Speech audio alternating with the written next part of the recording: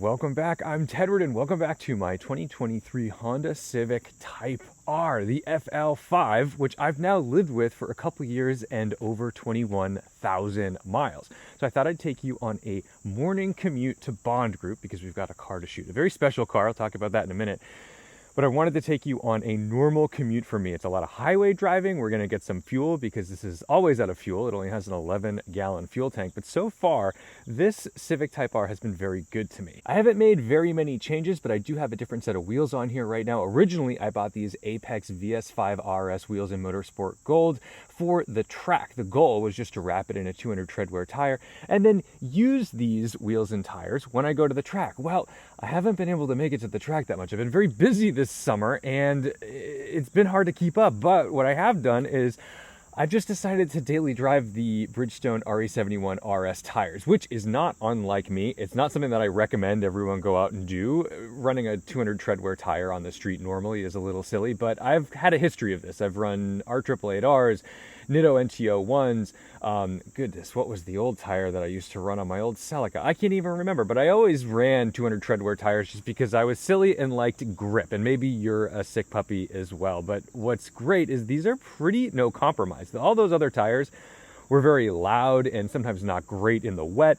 These RE71 RSs, honestly, other than maybe losing a mile per gallon in fuel economy, have been incredibly usable as like a normal summer tire. So again, I'm not recommending you go do that, but if you do only have one set of tires and you don't have to put a ton of miles on them and you want to go to the track, like, you actually could use this. The other thing I love about my Civic Type R is the space. I've got the rear seats folded down and I always have a packing blanket because I try not to trash things, but I have been getting into cycling this summer, mostly because I'm a runner and my knee is just a little messed up. Luckily, no damage. If you've been following my Instagram stories, you kind of know the journey there, but anyway, just dealing with some PT and stuff there, but I've been able to fit my Specialized Tarmac SL7 comp in the back of this without taking off the front wheel, and that's been really helpful. The other thing is that I PPF'd the front of the car when I got this. Craft Detailing did a fantastic job doing mild paint correction, ceramic coating, and that PPF on the front. I didn't do the whole car because, look, this isn't a $200,000 car, and PPF is mighty expensive. It is not cheap to do an entire car. It's usually like, $5 to $7 grand sometimes. So I just did the front of the car, and that's been doing me well because I hit a lot of nasty stuff, and I think it does a good job of even just protecting the headlights. So let's jump in and take it for a drive into Waltham to Bond Group because I need to go make some money. Did I forget my phone? I didn't forget my phone. Okay, so one thing, this is like a whole ownership experience. I gotta remember the things that I do that maybe you need to know about. So I always plug my phone into this car. I don't like wireless CarPlay for a couple reasons. Sometimes it's unreliable, and the other side of it is if I'm charging on the wireless pad, the phone gets really hot, and sometimes that could impact the way the phone's even behaving and operating. So I just don't like doing that. I love having just a physical plug into the car. The other thing is I've got my dash cam here. I know you guys are like, oh, I can't believe you haven't hardwired this in. I switch this between like 3 cars all the time.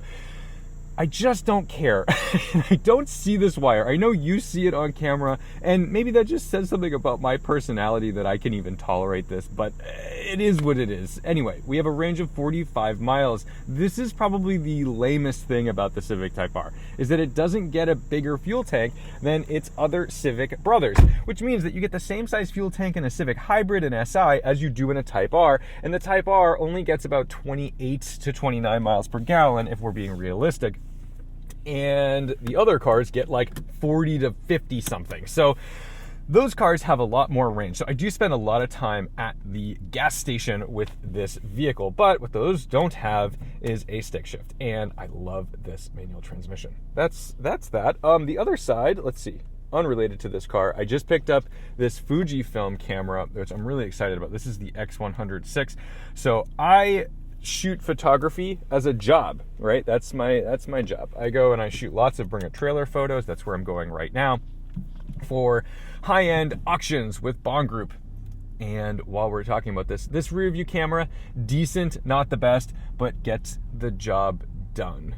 But while I was in Wyoming, I realized I never shoot photos for fun anymore. Everything I do is for work. I'm always just shooting auction photos for cars. And they're not the most creative photos. They're a little sterile because I'm trying to show a potential buyer around a car in a way that gives them an idea of its actual condition, not just some like sexy shot of a sunset. Like, that's fun. And while I was in Wyoming on the Firestone Destination Bighorn camping trip, the media guy there, Paul, who's fantastic, love Paul, also a magician, very talented fella, he had this Fujifilm camera and was like, hey, go shoot around, have fun. And it's this fixed lens, it's a 23 millimeter lens, and I found it so charming, so fun, so enjoyable, and I was like, you know what, this made me like shooting photos again, so I'm gonna do that.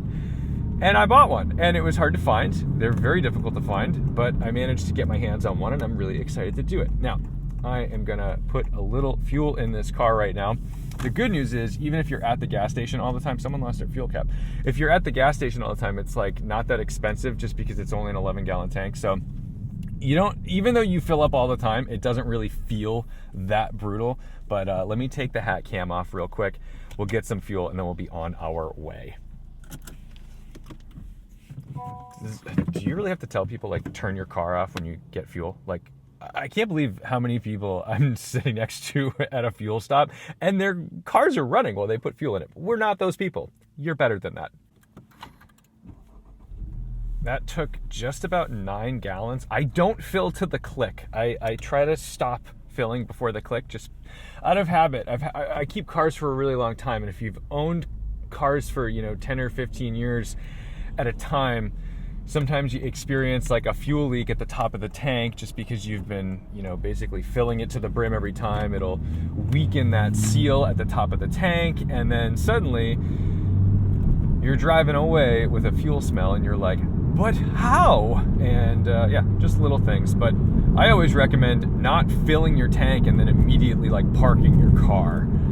Try to burn off a little bit of that top of the tank. But anyway, the one thing this car doesn't do is like luxury. It's not a luxury car. You don't get heated seats, you don't get heated steering wheel or ventilated seats or anything like that. But what you do get is a pretty solid driving experience without it being all that harsh. Now, in Plus R mode, yes, this is a pretty harsh car. I set up my individual mode so that way I've got the comfort. You don't have the Acura ITS damper module, which Chris Amos has, the Topher. And while I like that, I don't know that it's necessary. I think, honestly, downsizing my wheels from a 19 to an 18, giving myself a little extra sidewall, even on a 200 treadwear tire with probably pretty stiff sidewalls, it's done enough in the form of damping out some of the ugly stuff that I just don't mind. And look, I'm driving, I know it's a Civic, but I'm driving a sports car. I kind of want it to be a sports car. And that's fine if it's a little bit stiff or harsh over some bumps. It's not insufferable. And there's a white GX. We love a white GX. The GX is what I use in more inclement conditions and the winter when there's potholes and frost heaves and all kinds of nasty stuff, because that car can really absorb it all without feeling like you're damaging it or just knocking out your own teeth. The other thing, this car has had 2 recalls. The first recall was the seat. The seats were not necessarily like welded properly, and right about the time I got the recall was about the time my seat started squeaking. I got the telltale squeaks, and I immediately went and had that repaired. The only thing that was like a little bit of a bummer was when they were repairing the seat, they removed the seat, and it looks like they did a slight bit of damage on my interior. Originally they were like, oh, we're gonna replace that. Then they kind of didn't like answer my phone calls, and I was like, all right, whatever. And it's such a small thing, and honestly it just kind of helps me identify my own car. It's fine to get some little wear and tear. It's not that big a deal. I know a lot of people would be infuriated, but look, it ain't a Bentley, it's a Honda. The other recall that I have not done yet, and I probably should, it's the steering box. Oh, what do we got going on here? We're gonna get up here a little further just so he can get through. There we go. Just didn't want to put 2 cars side by side and have him shoot the gap. We wanted to stagger a little bit. So anyway, yeah, use references around you. If you notice a bunch of people pulling off to the side, something's probably happening. So I saw that car pull over before I even heard or saw that emergency vehicle. The steering situation is that I guess it gets a little stuck. It gets a little sticky. There's like a worm gear issue. And I have not experienced that in either of my Civics, not even in my Civic Si. People were talking about that in the Si when I first got that. Didn't quite understand what they were talking about. They eventually put out a recall. And that's something that I'm going to have to do, but because it hasn't impacted my driving, I keep forgetting to do it. So I'll try to do it before the end of the season just to have it taken care of. But other than that, this thing has just been oil changes. I did the first 2 oil changes at the dealership just because they were free, and why the heck not? And then from there, I've been doing them myself every 5,000 miles. It's a very easy oil change, although the last one, I don't know what it is, but like I opened that oil pan drain plug and it sprayed, like legitimately sprayed. I couldn't believe what came. Like, I am pretty good at oil changes. I am one of those people that loves to like go and show somebody my hand after I've drained oil and been like, look, no drips, you know, like that's a thing I take pride in. And oh my goodness, good thing I put cardboard down in my garage because it got a little messy. But what's funny is that the Civic Type R takes quite a bit of oil for a 2-liter 4-cylinder. It takes 5.7 quarts, whereas all the other Civics take like 4 or so, maybe less. And yeah, that's the thing you're gonna have to think about. It's not the cheapest oil change. It's still, you know, like 80 or $100 or something like that. So, you know, it's not quite as outrageous as the like 8 liters of oil that I needed for my M3, but it's not nothing. And then when I'm driving this car around like this, it is kind of a bummer because this car just wants to run all the time. Like it really feels like you're supposed to just abuse it. And there's traffic. Like, I'm on a morning commute right now. And I'm not trying to set any records. I'm not trying to beat Waze right now. I don't even have it running. And sometimes it just feels like a little neutered where you can't use this fun toy. But the beauty is when you do get to use the fun toy and there's someone behind you or in front of you in a much more expensive fun toy, Porsche, Ferrari, Lamborghini, whatever the heck, or a BMW for that matter. That's like 80 to 100 grand now too for like an M3. It's so much fun to be able to pull like a G casually on like not even warmed up tires and just mob in your little Civic. And people, I swear, it just blows minds. This car really blows minds because it's so capable. It's so silly. Okay, cruise control.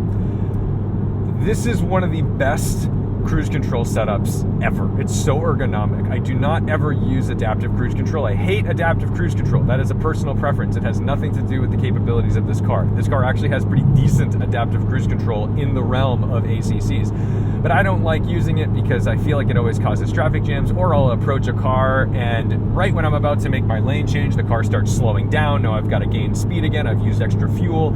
It's frustrating and cumbersome. I just turn it off and use regular old-fashioned cruise control. And if I need to cancel it, I'll cancel it or tap the brake or whatever the heck I need. And that's fine. I can manage that myself. But this ergonomic setup on the steering wheel is fantastic. It's so easy. I like this, and I also like the Toyota and BMW stocks that are on the steering wheels. Those are good. Like an example of what I think are like cumbersome cruise controls. I think GM cruise controls are a little cumbersome. I think they're on the left side of the wheel, and a lot of times like I have to look. And I know that's because I don't own those cars, but I've spent so many miles in those vehicles and I still feel like I have to look. With this, I just know that like my thumb is here, this is my speed, and then right here is cancel. That's all I need to know. And then it also has, it's like a lane keep assist, which I gotta say, works pretty darn good. They've made improvements to this in the newer Civics. Like I've driven the new Civic Hybrid, and the latest version of this system is even better than this, but this doesn't ping pong that much. And the best thing, like, look, I'm not advising that you use these systems as like a fail-safe or anything other than kind of just helping you in relaxing the drive a little bit. Keep 2 hands on the wheel. But I'll tell you, when I'm opening a snack, like I keep snacks in my car, okay? I always have like a little trail mix or something. And sometimes you want to open that trail mix, and it's just nice to have a little bit of a safety net where this is going to hold your lane and I'm not going to drift over. I wish I had this in my Lexus GX because that car is actually harder to keep in a lane than this car, and if I had that, it just would be nice. Sometimes you have like a water bottle, you're just opening a water bottle, and it does wonders just to kind of hang on your lane for a quick second while you're doing something slightly two-handed. Again, I know from a safety perspective, I don't recommend that, but it's true. I just wish that it was haptic and not force feedback driven, because it means that if I want to keep this system on, I always have to fight the wheel a little bit to tell it I'm here. The newer Honda and Acura systems are haptic, so it just knows that your hands are on the wheel. Road noise. Well, here's the thing. Even on the RE71 RSs, this is not particularly loud. Probably because Michelin Pilot Sport 4Ss are kind of a loud tire. So it's odd that I can go to a 200 treadwear, like track ready performance tire, and it's still about the same noise level as a Michelin Pilot Sport 4S, if not maybe a little bit louder than the Michelin, but not much of a compromise. Hondas are not particularly insulated, especially the Type R, and Honda's tricky about the way they do this, because if you were to get in like a sport touring hybrid Civic, you would be in a more plush, comfy, and quiet environment, because they put more sound insulation in those cars, but they don't necessarily advertise it. But I will tell you, if you go and test drive them, you will notice it immediately. It's just right there. The same goes for CRVs and Accords and stuff. So if you drive those top trim levels, you will get less NVH in those cars, especially from the road. But speaking of NVH, 21,000 miles, no squeaks and rattles, knock on whatever, because I'm really thrilled with the build quality of this car. This is a Japanese built car, which maybe helps with build quality. I don't know. I'd have to talk to some Integra Type S owners to see how their experiences are. But I mean, this thing just really feels solid, and I think that's the real defining mark of this 11th gen Civic, is that it doesn't feel like any kind of compromise is made for driving like essentially an econo car. It could be a rattle box, and they could say, yeah, well, shut up, because it does this around the Nürburgring, and it pulls a G, and blah, blah, blah, blah, blah. But, like, it doesn't. Everything in this car just feels solid, and I love that I can go from an E92 BMW M3 to this and not feel like I made some big step down in terms of quality, luxury, feel. I mean, sure, that car was leather and had heated seats and stuff, but, like, this is a nice place to be. And for a $45,000 car, I guess now it's $46,000 or $47,000, there's a rarity factor in this car. I don't see very many of these on the road, and I find that really charming, because when I do see one, like I did the other day, he had a license plate CTR 999, mine is CTR 914, so we were in the same 100 of that build. It's really fun, and it's really fun to like drive with those people. It's really fun to wave to those people. Like, it's not the Jeep Wrangler community, but it is neat. It is neat when you see people with these cars, because like the only reason you own this car is because you really care about it. No one's getting accidentally sold into a Civic Type R. It is a choice, and you see other people that have made that choice the same way you have, and that's really entertaining. I cannot wait until this construction is done, but it also highlights the fact that I've got to slow down, I've got to downshift, and I have the rev matching system on in this car. And it's actually really good. I never thought I'd be an auto rev match kind of guy. That's not my style. But what I've found is that it kind of rev matches a little late in the shift throw. See if you can look at this. And I want it to rev a little sooner. So I find myself actually still blipping the throttle to get those revs up before I'm that far into the shift throw. It just seems to smooth things out a little bit more. Could be in my head, but that's where I'm at. I also really wanted to film this on-ramp, off-ramp situation, because I don't know how much longer this is going to be in effect, because we're getting like a new overpass and stuff. And it's always fun to look back and be like, oh, remember how the road used to be? It's like looking at gas prices in my old videos when they were like $2 a gallon, and that's a little depressing. But engine-wise, look, this is my second turbo engine. My first turbo engine was the Civic Si. And let's see, is he gonna take, all right, we're gonna get around him. Responsive enough, but still a little bit of a delay on that turbo. And that's new for me. I've had to really adapt to the turbo lifestyle.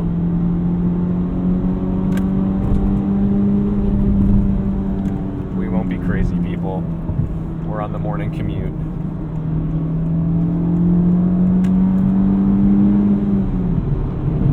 it's kind of a buzzy engine. And it's funny because sometimes I'll look and think, oh my goodness, I must be like close to redline. And then I realize like I've got a bunch of revs to go. It's a great little power plant, but turbo is different for me. I'm a naturally aspirated guy. That's what I prefer. I think it's sharper and quicker and more controllable. And I also like don't love that going from a 1.2. This car doesn't love an aggressive 1.2. In fact, it does suffer from the very, very rare but not impossible second gear grind that FK8 really had trouble with. This is not as bad as FK8, but I've had a couple, and I'm like, ugh, like that's the most frustrating sound ever. But that means that I've got to kind of slow down my 1.2 shift to make sure it's precise and everything, because I never want to hear that sound again. And it means that like you're kind of falling out of boost when you go for that 1.2. I don't love that. I wish that we could have these cars with like a 9,000 or an 8,000 RPM naturally aspirated setup, and I think I would prefer that over the turbo. But I do have to say, when you hit third and go for that fourth and you're wide open, this thing flies. This is like a genuinely quick car, and it's very impressive. Back to creature comforts. Ergonomically, yes, Honda has figured this out. This is the easiest thing. I know a lot of people are like, oh, I don't like the tacked on screen. Well, this screen is fantastic because I can put my hand here, I can put my hand here. It's very easy to hit touchscreen things with this layout, with the little finger deck here. And then HVAC controls. Can we just get some buttons in the house? My goodness, this is the best. I hit auto. It's great. I've got dual zone climate control. I never have a passenger. I'm a lonely man. That's okay. I do have friends. We just all drive separately. And then I just have, nice, reasonable scrolly wheels for everything. It's so easy to change everything. I was in my friend's Audi RS6 the other day, and I was like about to crash the car just trying to change the climate control settings. Ergonomics equal safety. Honda has nailed this. I have actual physical controls when I want to change where this goes. I don't have to go into can you believe that we have to go into screens in a lot of new cars now to change where the air blows? Come on. We used to get complaints about, oh man, all these luxury features like power seats, they're going to break and it's going to be expensive to fix. It's like, dude, we used to complain about like power seats and being expensive to replace when they go bad. Now we're talking about HVAC systems having motors in every single vent. This is so silly. We are beyond normal on that level. We gotta stop. Honestly, just boycotts. Don't buy stuff when it's like this. Just don't buy it. It's so dumb. And they will keep making it if you keep buying it. So buy stuff that you actually like and support. So for me, I'm happy to support this platform. And I hope so badly that in 12th gen Civic and next generation Hondas, they don't steer clear from reasonable common sense controls, because reasonable common sense controls make for a safe experience and just a more enjoyable experience. It's hard enough for me to learn the new controls on my Fujifilm camera because I'm a Sony guy, and now imagine like trying to figure out how to change all of your camera settings while driving on a new platform that you've never used with different buttons. It's just like, just give me this. This is fine. This is great. This is going to be exciting when it's done too, because this has been down to one lane for quite a while now. And if I time my commute right, like, look, I'm not doing this at 8:30, 9 a.m. like normal people do. It would be really bad. Like, this would be bumper to bumper. I love it when they say bumper to bumper. Tina Belcher line. But it would be really bad. And this is all junk and nightmarish, and they're building their new bridge, and I'm very excited to see it, but I can't wait till like this capacity is opened up properly, because if I did this at 9 a.m., this would take me quite a while to get through. I don't hate seeing the construction. There's been fun cranes and cool equipment, and I've watched them like use these crazy pile driver things to put things in the ground, and I don't know, there's just a joy in construction sometimes that, even though it's an inconvenience, sometimes if you are sitting in traffic, at least you get to watch big machines do silly things.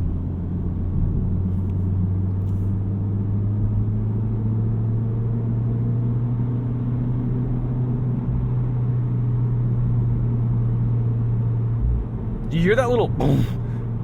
Ready? I don't know if you can hear that. when you get off throttle and get back on throttle, it gives this little like, it's the coolest sound this engine makes. It's so wild, and I genuinely, let's see if we can get it again. All right, ready? I'm gonna go off throttle.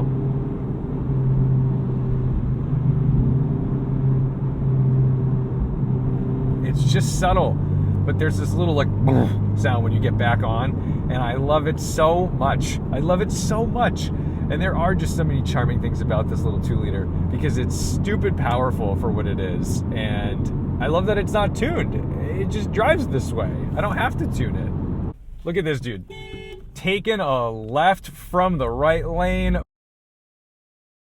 A couple of things that I love about this car that kind of just blend in because you forget about them because you're just part of it. These seats are so wonderful. Look, there's no lumbar adjustment on this seat, but these seats are so comfortable. They just conform to most body types. I haven't heard very many people say they don't like these seats, and that's rare. There's always somebody who hates a seat. So the fact that like Matt Farrow really likes these seats is incredible because he could not be further from my body type than he is. The other thing is that all the things you touch, the leather steering wheel feels really premium. The way that the blinker stock engages is really premium feeling. And it needs to be called out because there are very expensive cars that have very tinny, cheesy feeling things. And I just think if you're trying to make a car feel premium, some of the first things you need to attack are just simple touch points. How does the shifter feel? Whether it's a stick or an automatic, it needs to have a nice, positive, premium feel. How does the blinker stock and the windshield wiper stock feel? How do these little knurled buttons and switches and knobs feel? Like, those are all really critical pieces. And the other thing is, when I'm sitting in this car, I've got like this sort of like micro suede Alcantara thing. It's soft, it's cozy on my elbows. I can do long trips in this car and it just feels fine. Another thing is it has enough torque to not be cumbersome in bumper to bumper traffic. If you're somebody who isn't like an experienced manual driver, you'll probably fare just fine buzzing around in this car because it's not hard to get it off the line. Now, it does need some revs, and that's the one thing that I think I really had to learn about this car is that it's very happy kind of above 2600 RPM. So I do tend to just keep a gear taller or a gear shorter when I'm driving around because it's just happier. It's just a happier engine when you got like 2,500 to 3,000 revs versus anything under that. I know the Europeans cannot fathom this. They, for whatever reason, were taught to shift immediately as if it were like this fuel economy cheat code, but really you're just lugging an engine and it's not really good for anything. And if you need to add all that throttle just to get the car moving at low RPMs, you're not saving fuel, you're actually dumping a ton of fuel.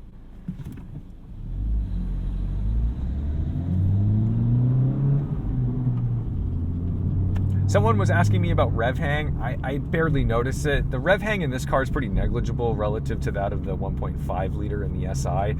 That car, yeah, the rev hang is a little cumbersome. You get used to it though. Like, I don't know. There are things that you just adapt to.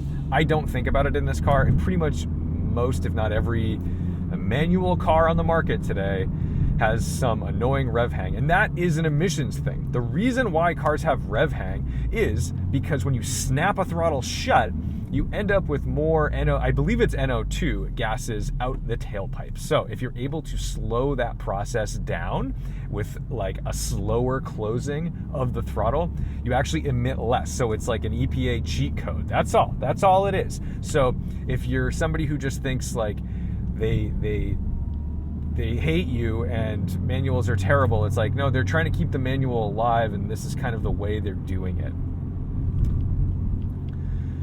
Oh, is this gonna go down to one lane? Probably.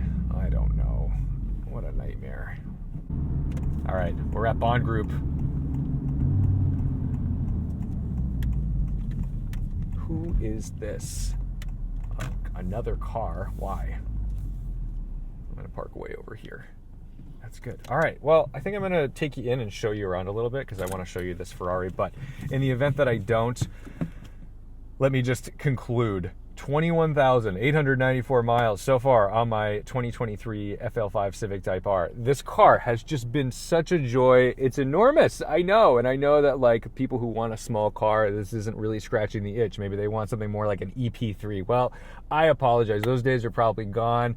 But if you want a reasonably economical speedy toy that still gets crazy gas mileage. I mean, crazy relative to a car this fast. It gets almost 30 miles per gallon, especially if you are not on 200 Tedward tires. It's just an impressive package. I really like this thing. We did 28.2 miles per gallon on the way here. It's tough to find a fun, fast, well-built stick shift.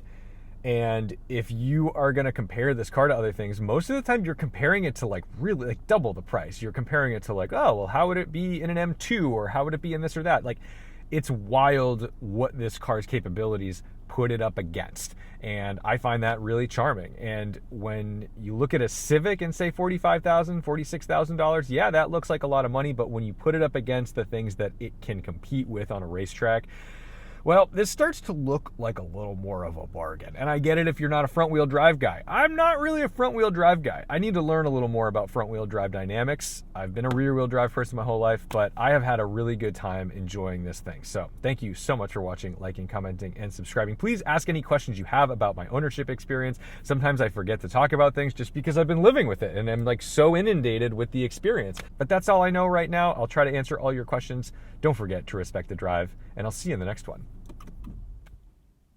Ooh, and I love that the wipers do that little thing. You know that is to preserve the blades. It moves the wipers a little bit just so they move and don't get stuck to the windshield.